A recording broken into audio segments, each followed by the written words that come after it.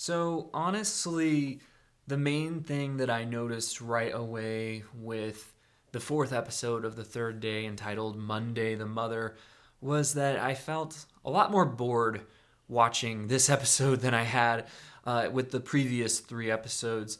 And I don't think that it's the fault of Naomie Harris taking over as the lead for Jude Law. I think that the problem lies mainly with the fact that we've already gone through this journey and that there's just this kind of sameness to this where we kind of feel like we're retreading the same ground. Now, there are a lot of things that are different. I think that, obviously we have a new protagonist, there's a different color palette. This is a lot more gray and subdued, which makes the outfit that Naomie Harris's character Helen is wearing, this purple scarf that she has on, it makes it stand out a lot more against the landscape.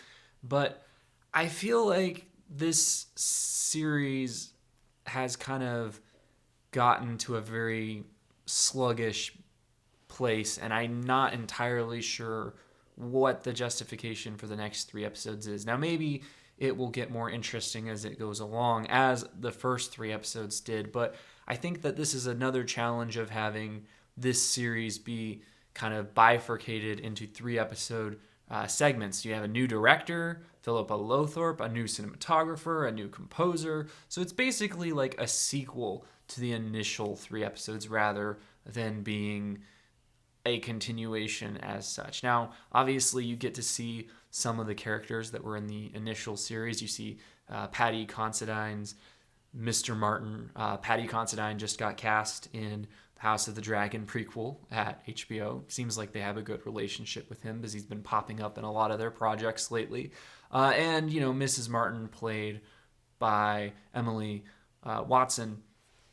And you see other characters that were in the original series, not the least of which is a spoiler, which I'll get to in just a moment. But I felt that overall, just things were coming together too gradually this time out. And when you think about what actually happened in this episode, not much. There was only one scene that really raised my heartbeat at all. And this, of course, was the scene where Helen was in the house and she was looking for a place for her daughter to use the bathroom. And Ellie, played by Nico Parker, who looks just like her mother, which is Thandie Newton, in case you didn't know, stumbles upon this sheep that has a crown of thorns and has been cut open with a baby doll sitting in the area where its womb would be. And then they find themselves stumbled upon by some people from the town that seem to be holding a woman against her will. They hear screaming. That was the only scene in this entire episode that raised my heart rate at all. The rest of the episode was just kind of them wandering around and not being able to find any place to stay, which could be an allusion to the Mother Mary and her situation in the Bible, where she wasn't able to find a place to stay as she was about to give birth to Jesus. And the big twist this episode, I started to suspect when they showed the Mother Mary crucified on the crucifix. It dawned on me that this episode was titled The Mother and that the father had been established in the previous three episodes. So perhaps Helen was not just a separate character, that she had a connection to the father. And that was when I started to suspect, as the end of this episode revealed, that she is actually the mother of Jude Law, Sam's children. And this revelation kind of makes more sense when you realize, oh, she's coming here to try and find Sam. And that kind of throws into context a lot of things that happened earlier in the episode. For instance, her reaction when she saw Ellie talking to this strange man, and she had kind of an overwhelming reaction that was kind of seemed a little bit over the top. But once you realize that she had a child in the past kidnapped and murdered, that kind of makes sense why she would be so protective of Ellie.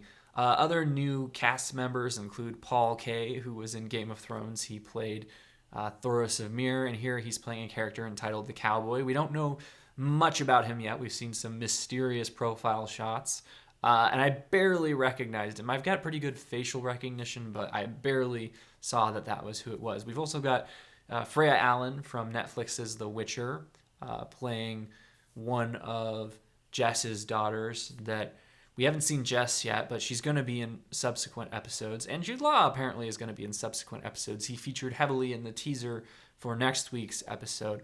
Overall, this show was always about atmosphere rather than plot. And I just feel like the atmosphere is lacking this time out compared to the first 3 episodes. I think that, I said that there was an interesting color palette. It's a lot more gray, a lot more subdued. And I feel that there's also a more subdued way of shooting this series. We see with Naomie Harris's Helen that they're not as obsessed with the close-ups as they were in the initial series, and this is because it's not as much focused on her internal mental states. It's not at all evident that she seems to be having delusions the way that Sam was, or these kind of visions that he was having, although it does seem that she's very, very much disturbed by the loss of their son, even more so than he was. And as we see in a sequence where her daughters kind of seem to be acting as her caretakers and helping her as she has a breakdown. But I feel that overall this series just doesn't have the same level of style and atmosphere, and it just, like I said, it feels like you're going through the same thing all over again. You're seeing all these iconographic images, the graffiti, and it's kind of hinting that all is not right with the townspeople. You still see Mrs. Martin giving explanations for the things that are clearly not right and managing to convince Helen that all is as it should be when we, the viewer, know better, which is creating a sense of tension. I think that this series benefits from having both Helen, but also from having Nico Parker, who seems to be a great casting choice. I felt like she brought a lot of emotion to her scenes with Helen, her mother, and I felt that she managed to have a convincing mother-daughter relationship. Both the daughters did, but I thought that Nico Parker's Ellie in particular really, really seemed like she had this familial bond with Helen. And, we see some interesting characterization of Helen. She's kind of opposed to her mother's religion, which kind of is going to play into what happens with Ellie going forward. Will Ellie be drawn into the cult of the island against her mother, since she's already someone who seems more susceptible to religious belief? Or will her mother be drawn in to show this kind of opposition? I don't know.